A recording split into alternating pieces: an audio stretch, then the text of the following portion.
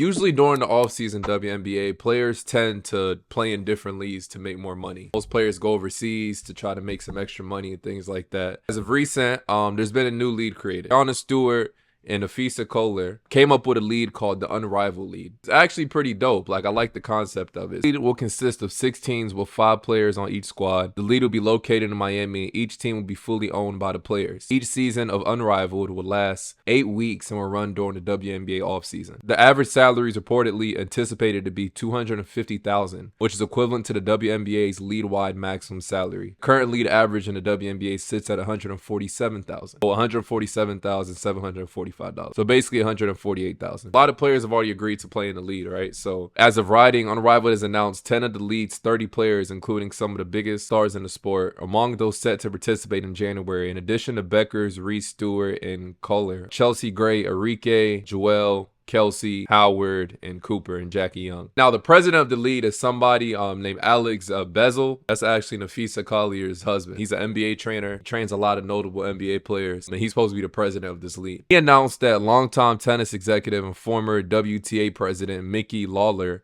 will serve as the league's first commissioner. The league definitely has potential to be big, but do not think it's a good idea for Caitlin Clark to play in this league. I don't think she should play in this league. I don't think it would necessarily be in her favor. Knowing the way she acts, I wouldn't be surprised if she joined. You know, she's all for like growing the game and everything like that. At the same time, I'll also be shocked if she joined. The leader of the league was somebody who disliked her coming out of college. A lot of people brung up this old tweet. Yeah, someone said you're gonna look 10 years back and not remember who won the championship, but you'll remember Caitlin Clark. Breanna Stewart would have 0 championships and probably 0 Final Fours if she went to Iowa. She's a hater for sure. Breanna Stewart, she's one of like the creators of the league. A lot of people will be excited to see Caitlin Clark playing the league. You know, as well as myself, think it'll be smart to stay away because, you know, people are like her running the league. These are her comments back when she was coming out of college.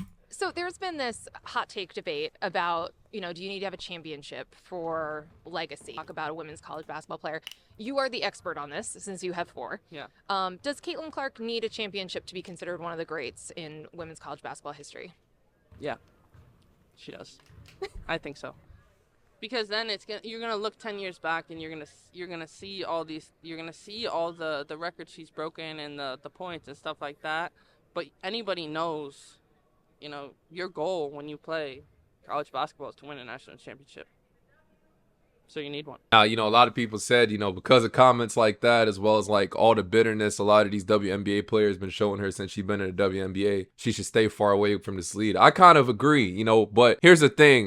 If Caitlin were to join the league, the numbers will be through the roof, like guaranteed. And I think she knows that. She's already making such an impact in the WNBA. They just released the numbers for her impact since she's been in the W, and it's crazy. Alone what the Fever came out with. It's not even counting what the WNBA came out with as a whole, right? WNBA's Indiana Fever have released mid-season growth numbers. Ticket sales sold out 100% of season ticket inventory. Total attendance and up to 264% from last year. 186,000 fans have attended a Fever home game. 230,000 fans have attended a Fever road game. Merchandise sales up 1,000% increase in jersey sales from last year. Team store transactions are up 700% from 2023. Broke the franchise single game merchandise sales record 4 times. Damn, hot dog sales are up 300%. 2,826 gallons of draft beer have been sold in 2024. Social media, over 800 million views in the last 4 months alone, added 1.3 million followers since April 15th. The Fever have more social media views than any other WNBA, NBA, NFL, NHL, or MLB team over the last 4 months. TV viewership, 38 games on national TV this year. Records for most viewed WNBA games on ABC, ION, ESPN, and NBA TV. And then the corporate partnerships, it's up 225% partnerships, largest number of team sponsors in the WNBA. The 2024 WNBA season's only about halfway over. The numbers I just named, imagine Caitlin announced, hey, I'll be joining the Unrivaled League. Do you know how much fucking money that league will make? Like Breanna Stewart, Napheesa Collier, the president. You know how much fucking money they'll make if she joined the league?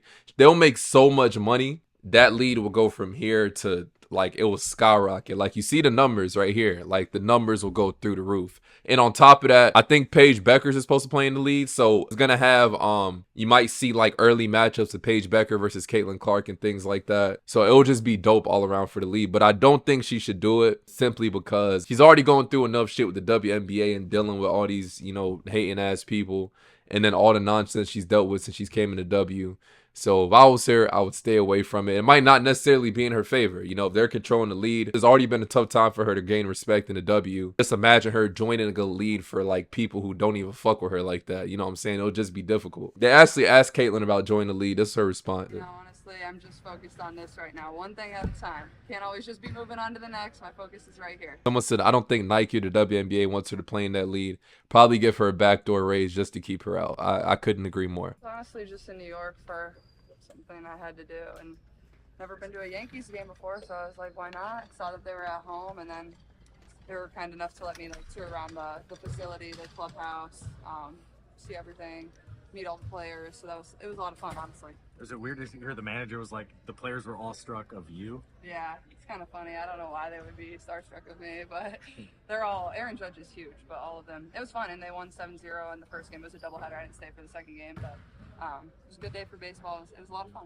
And then this came out. It said the WNBA can make up to $3 billion in media rights fee over the next 11 years. It comes as a lead is surging in viewership, spurred by Caitlin Clark and the Indiana Fever. I'm not gonna lie, there's some certain stuff that the lead is presenting that's probably appealing, like this right here. The rival lead will have a 1v1 tournament with $250K prize. That's probably nothing to Caitlin Clark now, but like, I mean, for players who aren't making as much, they might take it. The thing with the lead is they don't even have, they're still trying to figure out like streaming and stuff like that. Some of the people involved is John Skipper to be the president of ESPN, and David, then the president of Turner. A decade later, the veteran sports media executives are now teaming up to try and sell new basketball league to TV networks and streaming services, one that they're betting will serve as fast-growing sector of the market, women's sports. They're both among the investors in Unrivaled. My thing is, from a business standpoint, you saw it's co-founded by those two girls. Like, Caitlin Clark, like as humble as she plays, she knows how much impact she has. She's not stupid. If she announces, hey, I'm joining the lead, I'll bet you that lead will get the most massive TV deal. Breanna and them, I don't know, I'm sure they got percentages in it, but like that shit will get such a massive fucking TV deal. Like, I think it'll be to the point where she'll have to ask for some ownership in that shit because she's gonna bring most of the attention. You know what I'm saying? So we just have to accept that anything around the WNBA, she's closely connected to it to some aspect. Y'all saw with Team USA, they almost lost to France. That was a great game. USA would have lost. Fact that they lost wouldn't be trending. Like, Caitlin Clark was trending win or lose. You got what I'm saying? They barely won the game. People were saying, like, if Caitlin Clark played, it wouldn't have been like that. If they would have lost, they would have been like, oh, you should have added Caitlin Clark. That's why y'all lost. Anything around the WNBA, it doesn't hit the same unless her name is involved. And that goes for anything. So that's just the truth. So if she would have joined this lead, I guarantee that whatever TV deal they want from any company, the company will be like, how much? You know what I'm saying? How much y'all want? We'll sponsor it. We don't give a fuck. Just throw the number. So if she were to ever announce that she was playing in this shit, they would have every fucking TV deal known to mankind. The reason they're having a tough time is because, like, besides Angel Reese and maybe one other or two other players, nobody really trying to see a lot of these people. Something else that came out said, you know, having two guys that have ran two of the biggest media companies in the world is always advantage to have as someone you can call. President said they're both incredible guys, but this isn't a charitable cause for either of them. This is a business, and I think they see the upside and want to help. Here are some other players that invested in the lead. Alex Morgan, y'all know the Megan, the soccer player, Carmelo Anthony, Steve Nash, Michelle West. There's a lot of people. Gary V, you know, there's a lot of people involved with this thing, taking it to the market where they're confident there will be interest, particularly given to women's sports boom has taken a hold over the past year or so with the NCAA women's basketball tournament, drawing record-shattering ratings that seem to be trickling over to the WNBA. We know why the numbers were where they were. It doesn't have to be said again. This is another thing I found interesting. In the past, WNBA stars will travel to Europe in the offseason and earn extra income, like I stated in the beginning of the video, but Unrivaled is offering the highest average salary in professional women's sports leagues, but also equity for players participating. It's going to be a lead for all players. That's why the ownership perspective is really, really valuable for us. To add anything you have to first movers, but I think after that, then it's getting the collective group attached and knowing that they have an equal share and are part of helping this thing grow and will have voices into how this thing grows as well. I'm not gonna lie, the way to word in this shit, this could be like a competitor to the WNBA in a way. I don't know. I think it'll just be kind of a conflict of interest if she were to join the league. At some point, the WNBA people are gonna talk to her about like if she's really considering it. But you know they gonna do some shit to try to keep her away from that shit. Y'all see how they're struggling to get TV deals? If she were to ever announce that she's joining that lead, oh, they gonna be like, how much money y'all want? You know what I'm saying? Y'all want $2 billion? What y'all want? $5 billion? How much y'all want? They have to give her ownership in it because she's gonna bring a lot of the viewership. So I don't think she'll do it, but if she were to do it, that's what, in my opinion, should take place. But I don't think she will. Y'all let me know your thoughts on the lead. If Caitlin Clark should join, everything like that. Give me your thoughts in the comment section. And as always, it's your boy.